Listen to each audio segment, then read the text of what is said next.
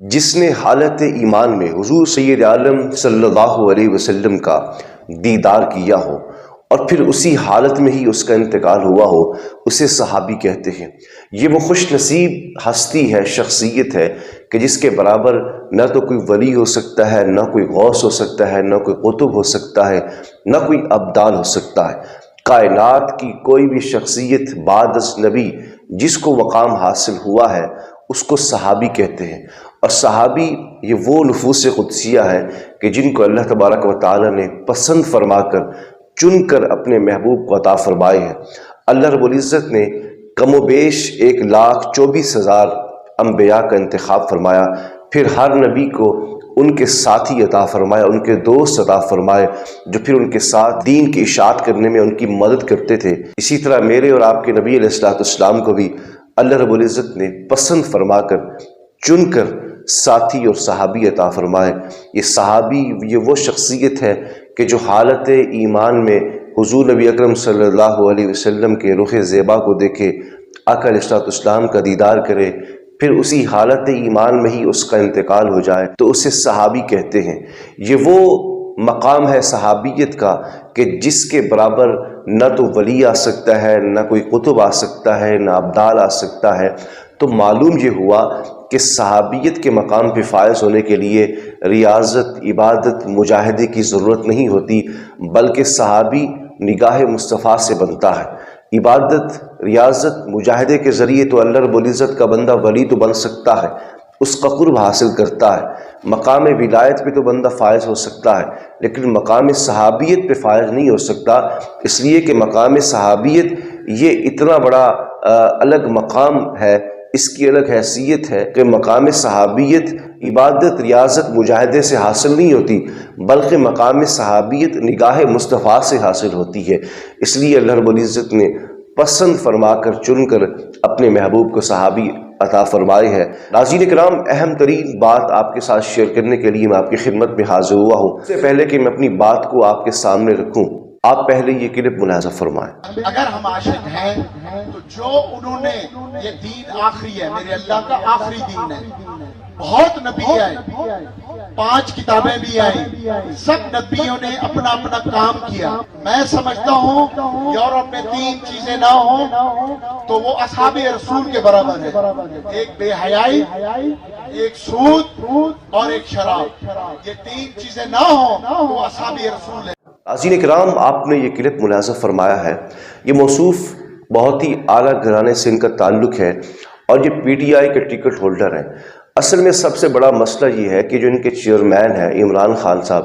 وہ بھی ایسا کرتے ہیں دین اسلام کے معاملات میں۔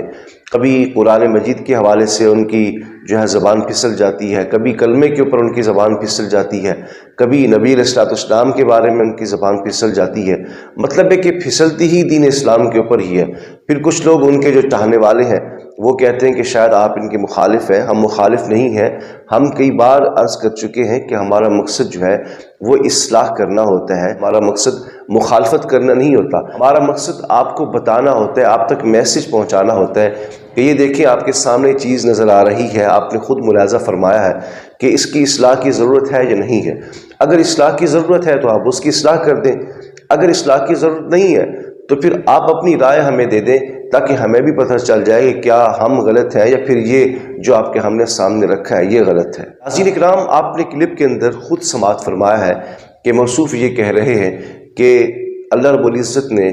5 کتابیں نازل کی ہیں، میں اس پر اصلاح کروں گا، میں کوئی مخالفت نہیں کر رہا۔ پھر میں دوبارہ یہ کہوں گا کہ ہمارا مقصد اصلاح کرنا ہے کہ اللہ رب العزت نے 5 کتابیں نہیں نازل فرمائی، بلکہ جو کتابیں نازل ہوئی ہیں کتابوں کی صورت میں وہ 4 نازل ہوئی ہیں، اور ان کے بعد اللہ رب العزت نے صحائف نازل فرمائے ہیں جو مختلف کتابچوں کی صورت میں اللہ رب العزت نے صحیفے نازل فرمائے مختلف انبیاء پر۔ لیکن جو کتابیں ہیں آسمانی وہ صرف اور صرف 4 ہیں، 5 نہیں ہے۔ اس لیے میں آپ کے نالج کے اضافے کے لیے عرض کرتا چلوں کہ آپ اس پر بھی اپنی اصلاح کر لیں اور اپنے اس قول پہ رجوع کر لیں کہ اللہ رب العزت نے 5 کتابیں نازل نہیں فرمائی بلکہ اللہ رب العزت نے 4 کتابیں نازل فرمائی۔ پھر آپ نے یورپ کی مثال دی کہ وہاں پر اگر یہ چیزیں سود وغیرہ بے حیائی نہ ہو تو پھر یہ معاذ اللہ ثم معاذ اللہ صحابہ کرام کے برابر ہو جائیں گے۔ تو آپ نے اتنی گھٹیا اور غلط بات کر دی کہ جس کا اتنا بڑا گناہ ہے کہ ڈر ہے کہ اللہ رب العزت ایمان نہ چھین لے، اس لیے کہ مقام صحابیت یہ وہ مقام ہے کہ اللہ کے رسول کے بعد جو سب سے بڑا مقام کسی کا ہے تو وہ مقام صحابیت ہی ہے۔ تو آپ نے ان انگریزوں کو، ان یہودیوں کو، نصرانیوں کو صرف یہ کہہ کر ان صحابہ کے برابر کر دیا کہ اگر ان میں بے حیائی نہ ہو، سود نہ ہو تو پھر وہ صحابہ کرام کے برابر ہو جائیں گے۔ تو اس کا مطلب تو یہ ہوا کہ اگر پاکستان میں کوئی ایسا شخص ہے جو سود نہیں کھاتا، بے حیا بھی نہیں ہے، نیک ہے، تو کیا آپ اس کو صحابی بنا دیں گے، اس کو مقام صحابیت کے برابر کر دیں گے؟ تو کم از کم آپ اتنا سوچ لیتے کہ آپ اپنے الفاظ کے اندر کس کا نام استعمال کر رہے ہیں۔ اس لیے جو احباب الفاظ کا چناؤ نہیں کرتے، مطالعہ نہیں کرتے، اپنی گفتگو کے اندر وہ صلاحیت نہیں پیدا کرتے جو